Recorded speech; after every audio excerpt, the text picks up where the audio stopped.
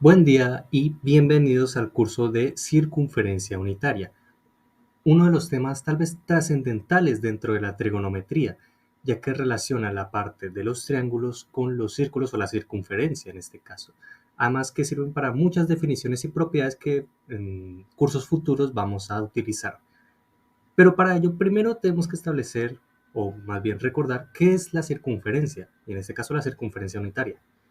Recordemos que la circunferencia es un grupo de puntos en un plano, en este caso el plano cartesiano, el cual tiene la forma de un círculo. Para la circunferencia unitaria, entonces, el radio de ese círculo siempre será 1. Es decir, por ejemplo, para esta circunferencia unitaria, de aquí a aquí, este radio es 1, pero también de aquí a aquí va a ser 1. También va a ser 1. Y en cualquier punto que escojamos va a ser 1. Pero ahora nos preguntamos, bueno, ¿cómo definimos entonces la circunferencia unitaria? Al verlo en retrospectiva, aumentando un poquito aquí, podemos darnos cuenta de que la circunferencia, al hallar el radio, estamos viendo dos componentes. Es decir, tenemos un punto, tiene una componente en X y una componente Y. En este caso, por ejemplo, esta primera que está a la derecha que estoy señalando, tiene una componente en X de 1 y una componente en Y de 0, que es este punto verde de acá. Pero entonces para por ejemplo, este radio de aquí, pues también tendrá en este caso una componente en X que va hasta aquí y una componente en Y que es esta altura, que es la correspondiente que va por acá, más o menos por aquí. Entonces, si nos damos cuenta, ahí se forma algo muy curioso, que es un triángulo rectángulo. Sé que no están las líneas muy rectas, pero ese triángulo rectángulo ya establece lo que podemos utilizar con la trigonometría. Al darnos cuenta de esto, vemos que podemos referenciar el x cuadrado, perdón, el x, solamente este x, y aquí un y. Es decir, que podemos utilizar el teorema de Pitágoras para definir una función que establezca cuáles son los puntos que están dentro de esa circunferencia unitaria y cuáles son los que usamos para construirlo. Entonces, la función que definimos es la función x cuadrado más y cuadrado igual a ¿qué? Igual a 1. Si nos damos cuenta, es lo mismo que el teorema de Pitágoras. El cateto al cuadrado más el otro cateto al cuadrado es igual a la hipotenusa. ¿Pero cuál es la hipotenusa? Pues el radio. El radio es igual a 1. Por lo tanto, tenemos esta función. Si, por ejemplo, tuviésemos aquí revisando un punto en específico, un punto, voy a colocar el punto 3 sobre 5 en X y en Y 4 sobre 5 en Y, en este punto. Este 3 dividido 5 es más o menos 0.6 y 4 dividido 5 es más o menos 0.8. Queremos verificar, ¿ese punto está en la circunferencia? No es fácil verlo. No es fácil verlo porque a simple vista este punto podría estar o dentro o más cercano al centro o más lejano al centro, pero no quiere decir que puede estar en la circunferencia. No sabemos si cumple que al elevar el cuadrado estos componentes va a dar igual a 1. Podemos comprobarlo, vamos a comprobarlo. Simplemente operamos. Entonces, la componente x, que en este caso es 3 sobre 5, todo eso va a estar al cuadrado más la componente y, que es 4 sobre 5, y todo eso al cuadrado. Vamos a comprobar si esto es igual a 1. Aquí podemos verlo, la vamos a dejar aquí. ¿Qué hacemos? Simplemente operar. Vamos a averiguarlo. Como este está al cuadrado por propiedades de las fracciones, de las potencias, pues esto es lo mismo, esto es lo mismo que tener 3 al cuadrado sobre 5 al cuadrado. Lo mismo le va a ocurrir a la otra fracción, que en este caso va a quedar 4 al cuadrado sobre 5 al cuadrado. Seguimos igualando a 1, no hemos cambiado eso, aún estamos verificando, no sabemos que es igual a 1, pero podemos, ahora con los procedimientos vamos a darnos cuenta. 3 al cuadrado es 9. 5 al cuadrado es 25. Más 4 al cuadrado es 16. Y 5 al cuadrado también es 25. No cambia. Sigue siendo igual a 1. Y ahora sí, por propiedades de las fracciones nos damos cuenta que el denominador para ambas fracciones es igual. Por lo tanto, podemos dejar el mismo denominador, en este caso es 25, y sumar el numerador, que en este caso es 9 y 16. Esto sigue siendo igual a 1. Y 9, aquí dice 9 más 16, pues es 25. Desde aquí ya podemos darnos cuenta que va a ser igual. 25 sobre 25. Sabemos que eso es igual a 1. Porque si la misma cantidad del numerador está en el denominador, pues se cancelan o se simplifican y eso da igual a 1. Y efectivamente, 1 es igual a 1.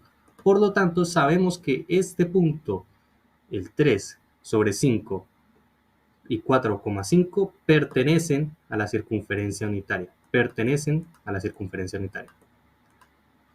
Me alejo un poco para que podamos ver el procedimiento y bueno, puedan anotar si necesitan los apuntes de cómo efectuamos para este punto. Bueno, ahora ya podemos definir entonces las funciones trigonométricas que están dentro del círculo unitario. En realidad están todas, pero vamos a definir las tres principales: seno, coseno y tangente. Estas dos se pueden visualizar fácilmente dentro del triángulo pitagórico que está a su vez dentro de la circunferencia unitaria. Aquí lo podemos ver.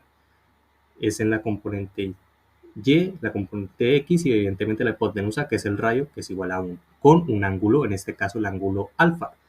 Esto lo vamos a ver para todas las funciones trigonométricas. Entonces, ¿cómo definimos la función seno? En este caso, si queremos hallar el seno del ángulo alfa que establecimos en la circunferencia unitaria. Seno de alfa. El seno de alfa, pues, por la definición de las razones trigonométricas, pues sabemos que es el cateto opuesto sobre la hipotenusa. El cateto opuesto sobre la hipotenusa. Uy, qué pena, quedó torcido. Sobre la hipotenusa. Pero voy a dejar el igual.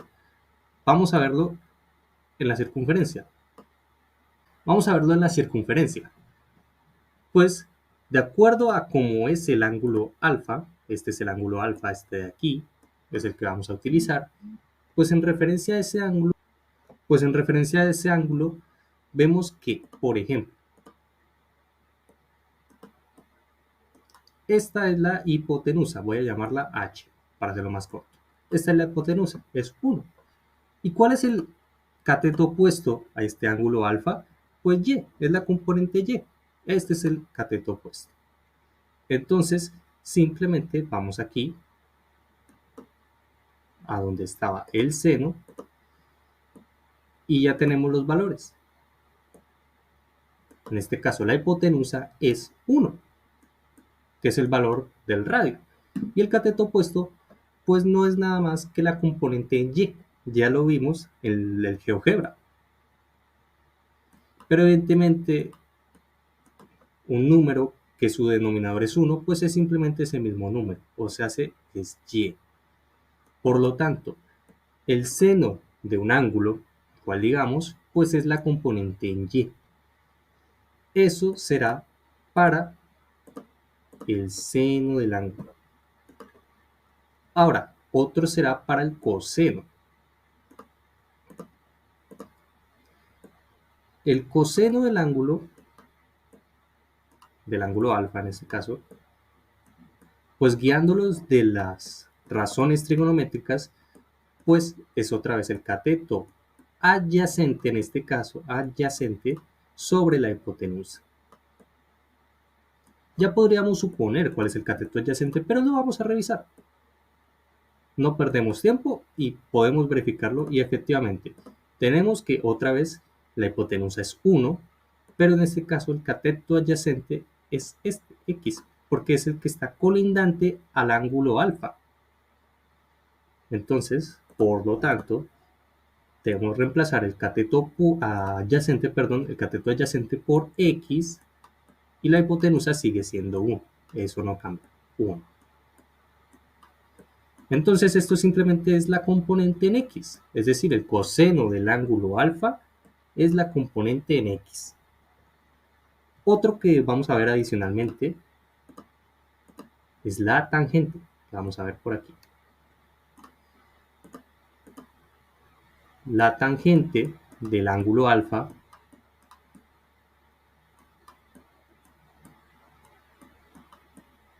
es igual a,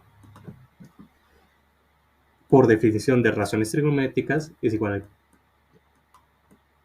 al cateto opuesto sobre el cateto adyacente.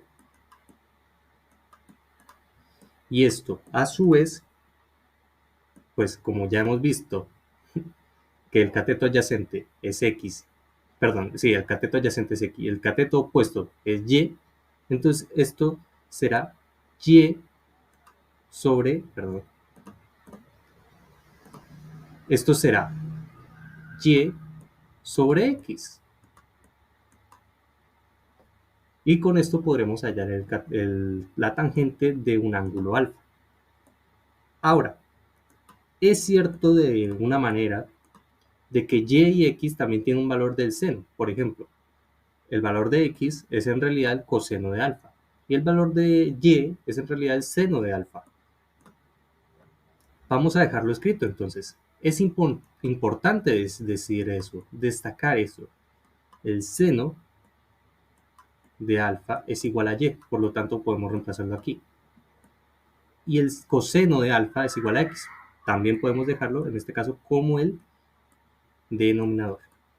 ¿Por qué es importante? Porque es una propiedad primaria o prioritaria dentro de las identidades trigonométricas, sobre todo en la identidad pitagórica, cuando se quiere demostrar la misma. Porque es importante ver esa razón que hay entre el seno y el coseno cuando se habla de la tangente. Entonces nos vamos a alejar y a forma de resumen tenemos que estas son las tres principales funciones trigonométricas de la circunferencia unitaria. También están estas otras: la cosecante de alfa, la secante de alfa y la cotangente de alfa.